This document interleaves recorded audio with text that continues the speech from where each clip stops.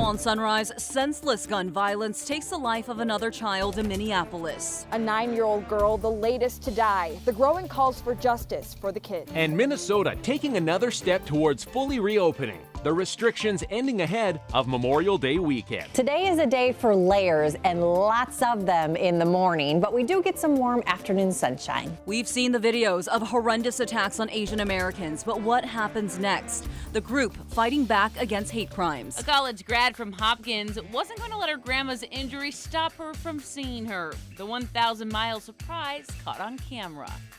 It's Friday, May 28th. KARE 11 Sunrise starts now.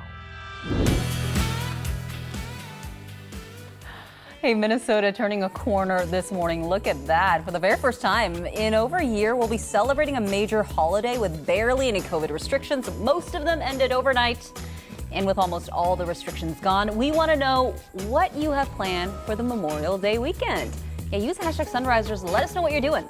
Yeah, so many things to do, especially, as the country opens up. A lot of excitement out there. Look, Alicia's dancing. She's I got ready. a new move. Yeah, The snap. Not this one. Shaping up to be a nice weekend to get outside. Maybe show off those dance moves, Laura. Absolutely. I showed her the mom dance, but that's not quite it, Alicia. We'll have another lesson here. It is going to be nicer and nicer as the weekend goes on this morning, tomorrow morning as well. Still quite chilly. So temperatures right now, I can see my breath outside. We've moved back up to 40, still 20s in the northern part of the state. So we're on the upswing. Eden Prairie, though, that was the lone holdout in the 40s. That dropped to 39. Still some showers hanging on. Southeast Metro, moving into Lakeville right now. Southeastern Minnesota, still getting some of that. And we'll watch them slowly push off to the southeast throughout the day. So layers for the kids. I'm trying to push the winter coat on mine. We'll see if I have that ability. But by the afternoon, it's a little warmer, 60 with sunny. Good luck with that, Laura. 6:02 on this Friday. Keep an eye on the lone crash 94 at Broadway as you're coming into Minneapolis. Not causing any issues, just blocking the right shoulder. As you can see, folks are moving along nicely this morning. Looks like one other crash did pop up a little closer to downtown on that stretch of 394 as you get into town. I'll be pulling that up on the camera and have an update in a few minutes. Breaking overnight, Minneapolis police officers investigating a suspicious death at Coldwater Park. That's on 54th Street in Hiawatha. Officers initially responded to a call about a vehicle fire. After Minneapolis Fire put it out, they found that there was a body of a woman believed to be inside. Investigators are searching the area and combing through security video to find out exactly what happened. Also breaking overnight, a part of Lake Street is back open after a police chase ends in a crash in Minneapolis. MPD tells us officers tried to stop a stolen vehicle linked to a violent robbery. The people involved are in the hospital with minor injuries and will be booked once they're released. Well, heartbreaking news this morning. The family of 9-year-old Trinity Addison Smith is now forced to plan her funeral. Trinity died yesterday after being shot in the head while playing on a trampoline earlier this month. Kaya Edwards is live outside North Memorial Hospital this morning. Kaya? Chris and Gia, Trinity is one of 3 kids shot in the last month in Minneapolis, and she is the second to die. Her dad posted an update on Facebook. Minneapolis police confirming this as well. As for the other children who were shot, well, right now, LaDavion Garrett Jr. is fighting for his life at North Memorial. He was shot in the head while in the backseat of his parents' car. And Wednesday last week, Anaya Allen died at just 6 years old. She too was shot while in her family's car. Just yesterday, Anaya's grandfather spoke out, asking the shooters in all 3 cases to turn themselves in. If you have any conscience or any feelings inside of you, it's time to stop running. It's time to turn yourself in and get this done with and bring some closure to my family and the other 2 families and to the city of Minneapolis. And this week, the Minneapolis mayor and police chief announced a reward fund, $30,000, for information leading to the arrests of any of these cases where kids were shot. If you do know anything, contact Crime Stoppers. Such a sad situation there. Thanks, Kyle.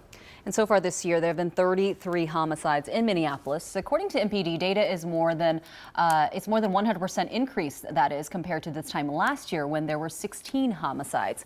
Precinct 3, which covers South Minneapolis, has seen the biggest spike. More patrol headed to Willowstone Park in Brooklyn Park after a 6-year-old says he was sexually assaulted. His family says it happened inside a porta potty during a family party Thursday. Police are still searching for a suspect and are asking anyone who might know anything to give them a call. Here's some other top stories we're tracking in your morning rush. A Woodbury mother is charged with attacking 2 kids outside her home. It happened early Wednesday morning. Both are hospitalized. One of them is in critical condition. Their mother, 31-year-old Sadio Mohammed, is charged with attempted murder and assault.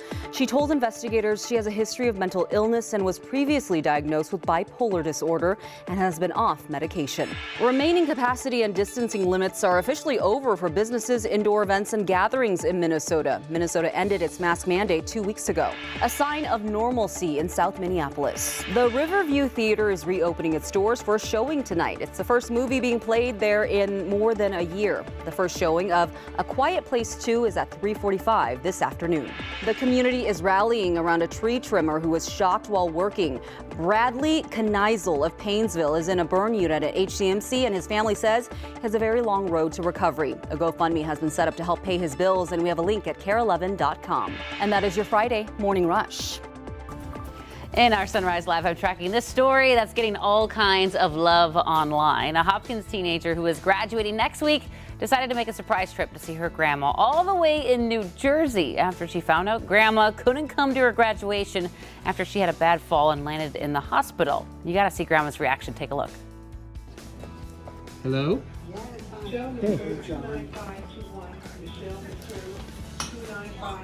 Oh my God! Oh my God! I wanted to take a picture with you. Why are you doing here? Oh my God! I can't believe it.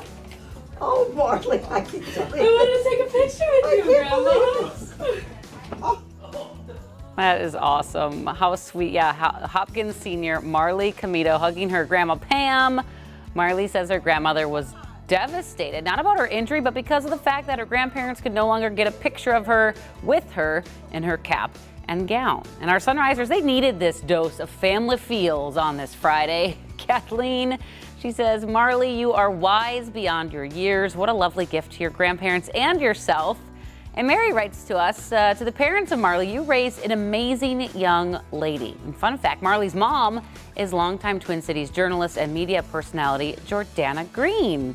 Pretty cool. Now, the moment, it was so awesome that Today Show anchor Hoda Kotb played it yesterday morning for their morning boost. She said it gave her all the feels, and of course, and the whole nation got to see how cool of a surprise that was. You guys traveling over 1,000 miles over to Newark, New Jersey. That is so wonderful. And Jordana, I mean, her mom is wonderful as well. So I could see why she's raised such a wonderful young lady. I just love that whole scene, Yeah. you know, the grandmother's in the hospital bed, you know, her husband, the grandfather, like holding vigil there. Yeah. And then, what are you doing here? Like, just a surprise. It's so great. Shock. All right, Laura, let's get to you with our one thing weather. Well, if you're waking up to clouds or even some rain, chilly temperatures this morning, don't worry. The sun comes out for this afternoon. High temperatures right near 60 and not a lot of wind, so that makes for an okay day.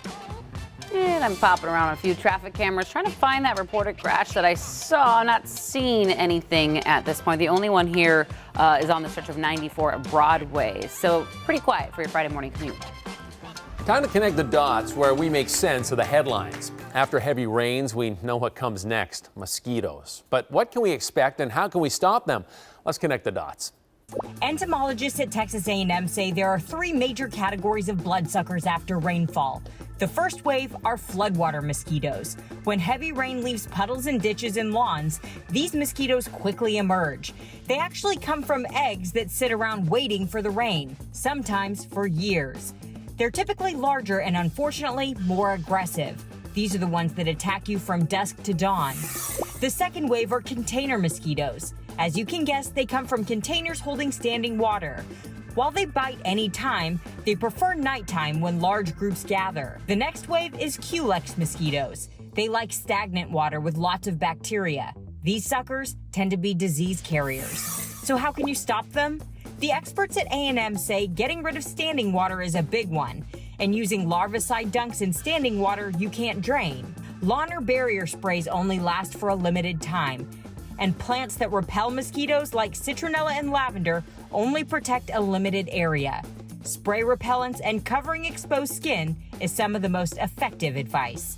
Yeah, still looking forward to my first bite of the year. Haven't got one yet. Ooh, I got 2 already, I think. But You're always a I know, one-upper. I Always know. a one-upper. 2-upper I'll this give you time. that one. Okay. Hey, 610. Attacks on Asian Americans, they've grown exponentially, but what happens to the victims after? The local agency working to help them fight back in the courtroom. Your classic summer plans might cost you some extra money and time. How you can get your hands on some boats, RVs, and a TV. And how do you do a do like this? Yeah, we speak to the Minnesota Mohawk King on what it takes to have the tallest hair in the world.